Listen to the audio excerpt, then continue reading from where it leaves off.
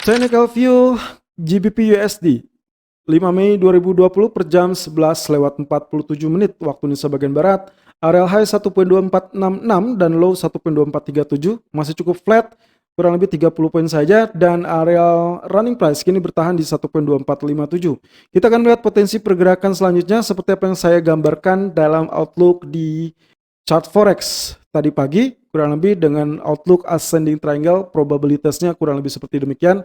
Kalaupun misalkan itu terjadi, maka skenario yang saya harapkan terjadi adalah kurang lebih hari Selasa hingga Rabu, kemungkinan potensi tersebut masih akan terjadi koreksi. Setidaknya untuk hari ini. Well, besoknya kemungkinan baru dia start mengalami kenaikan, dan di hari Kamis saat pengumuman BOE, maka kemungkinan potensi tersebutlah akan ditentukan. Apakah dia akan mengalami rebound yang cukup besar atau justru akan kembali terbenam. Kalau misalkan ternyata perhitungan kita sesuai, katakanlah dengan kategori ascending triangle, lalu kemudian rilis dari keputusan BOE di hari Kamis ternyata unchanged atau tidak berubah suku bunga, lalu juga kemudian tentang paket stimulus ataupun paket kebijakan ekonomi berikutnya, maka kemungkinan itu akan menopang pound sterling jauh lebih dahsyat. Sehingga kemungkinan potensinya kalau misalkan hari ini diasumsikan akan masih menjadi penurunan, maka kemungkinan areal yang akan layak untuk diuji adalah 1.2388 ataupun 1.2377. Areal tersebut adalah areal support dari areal ascending line seperti demikian, dan seperti yang saya gambarkan, jika ini diasumsikan resisten yang cukup stabil, maka gambarnya akan mirip dengan ascending triangle, dan itulah yang akan kita tuju. Skenario pergerakannya kurang lebih dalam hari Senin, Selasa, maka kemungkinan dia akan mengalami penurunan, dan di hari Rabu kemungkinan dia akan sedikit tertahan sehingga kemungkinan membentuk doji candle yang jauh lebih layak untuk dipertimbangkan. Sehingga di hari Kamis masih bisa untuk melakukan rebound yang cukup energik ataupun sudah diinisiasi di hari Rabu malam. Lalu kemudian dia grafik keempatnya sendiri, alasan saya untuk melakukan sell terlebih dahulu adalah kurang lebih ini. Areal yang seperti kita ketahui ascending channel ataupun ascending rectangle sempat terjadi penembusan meskipun terbantu dengan areal gap down di hari Senin yang lalu. Lalu Anda bisa lihat di sini, kemarin pun mengalami penurunan yang cukup signifikan. Sehingga untuk hari ini atau di pagi hari dia mengalami rebound, saya asumsikan sebagai rebound atau pullback yang cukup normal. Normalnya areal pullback akan menyentuh areal resisten ini, 1.2506 ataupun 1.2513.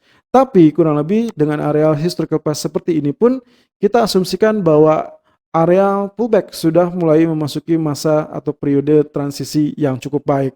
Sehingga untuk hari ini pound sterling saya kecenderungannya melakukan sell on pullback di 1.2465 ataupun 1.2481 dengan targetnya adalah 1.2425 hingga 1.2380 sebagai target kedua saya.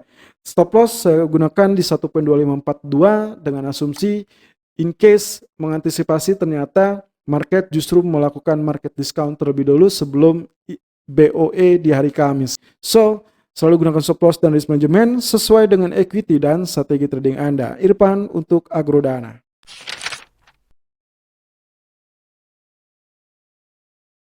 Technical view Euro USD 5 Mei 2020 per jam 11:51 waktu Indonesia bagian Barat. Areal high 1.0914 dan low 1.0897.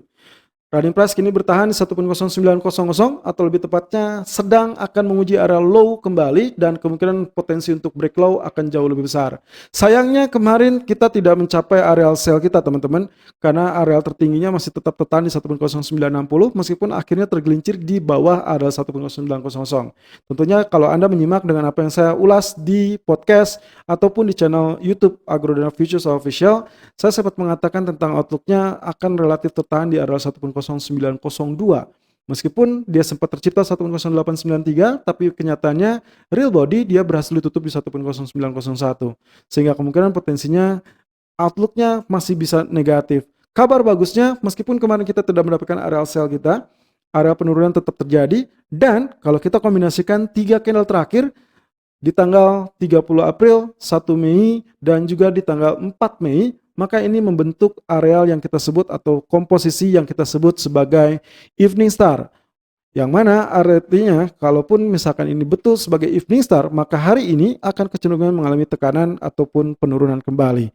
Well, of course, semua berdasarkan kategori fundamental, di mana hari ini atau sore ini kemungkinan kita akan terfokus kepada hasil dari keputusan Pengadilan Konstitusional Jerman yang akan memutuskan apakah program yang dilakukan oleh ECB, yaitu pembelian obligasi negara, sah di mata hukum Jerman atau tidak. Jikapun iya, katakanlah misalkan ternyata ECB diloloskan atau program ECB diloloskan oleh pengadilan Jerman, maka kemungkinan potensinya akan ada banyak prasyarat di sana, dan itulah yang akan mencerminkan kemungkinan potensi euro akan kembali tertekan. Lalu kemudian kita lihat outlook kembali dalam grafik H4, areal penembusan, ini penurunan kemarin, inverted head and shoulder saya umumkan sudah selesai karena kemarin memang sekaligus langsung terselesaikan.